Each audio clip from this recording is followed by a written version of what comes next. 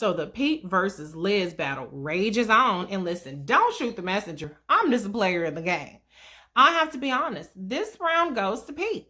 And that's not an endorsement. But what Pete was getting dragged to hell and back about, he has answered the call. That's just a fact.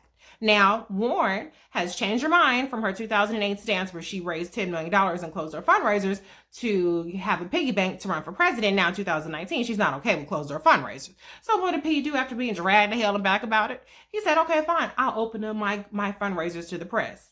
Now, Warren, you want Pete to get more press? Okay, girl, that's your brilliant strategy. And Pete said, okay, fine, I will release my donors. So that's 1 point on the scoreboard for Pete.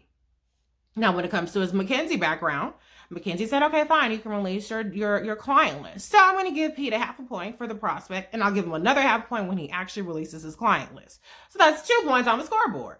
Now, let's move on to Elizabeth Warren. Now, what is Pete, not me, Pete, dragging Elizabeth Warren over? Well, she hasn't released her tax returns from prior to 2008, and she still hasn't. So that's 0 points for Elizabeth Warren. Now, what she did release is some incomplete financial records from her 30-year tenure as a bankruptcy attorney / professor / consultant. And it's very important that you say that this was over 30 years. Now, I don't know where her tax returns are for the past 30 years, but that's not for me. That's for Pete and Liz to fight over. So this 30-year number is so important because let me tell you a secret. You can't say Elizabeth Warren made $2 million.